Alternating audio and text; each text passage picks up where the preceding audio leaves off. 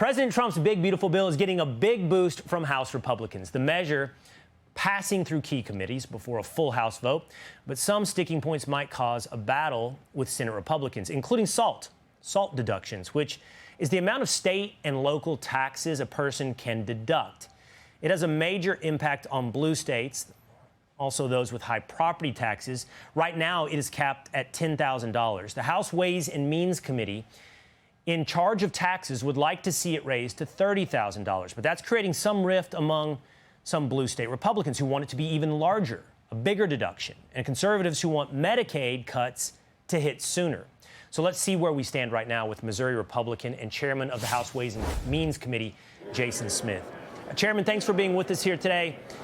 This right now is a battle among Republicans. It's a debate among Republicans, both those in the House and those between the House and the Senate. Is SALT the biggest sticking point? I guess it would be perhaps SALT and Medicaid for you to find a compromise among Republicans? You know, SALT is definitely getting a lot of attention, but we have known all along when you have razor-thin majorities, both in the House and the Senate, that we were going to just have to thread a very careful needle and balance it. I would say SALT is one of those items that we have to thread. Also, a lot of the green credits, repealing them from the IRA is another one. And then you can look at Medicaid cuts, Medicaid reforms, I should say. These are all things that were right in the middle. And what we passed out of the House Ways and Means Committee yesterday, I believe is a good balance. It threads that needle. We increase the SALT cap 300%. It covers 90% of the constituents of my colleagues who's in California, New York, and New Jersey in their districts. It doesn't make everyone happy, so it must mean it's probably the right direction.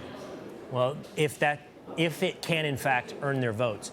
You know, I've mentioned it here, I would love to bring on perhaps a congressman like Mike Lawler from New York who wants to see that higher SALT deduction, and a congressman like Chip Roy who sees that as subsidizing red states, subsidizing blue states.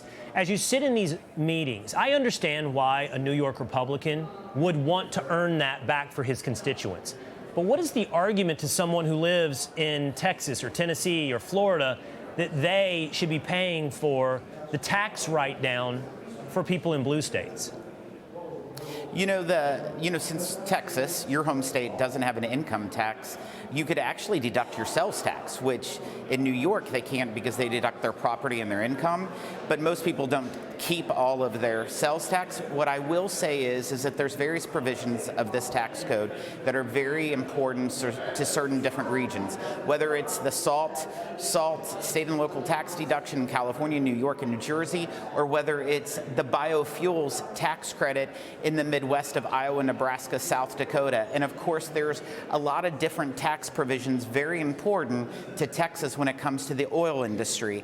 And so all of those are actually in this bill. It's a give and take. Right. It's a balance.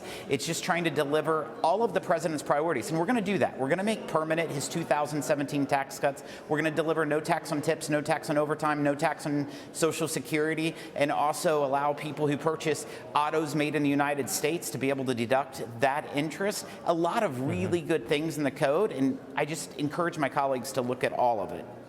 One of the debates your colleagues are having as well is over Medicaid cuts, and are they steep enough or are they too steep? There seems to be a little bit of divide like that on the right.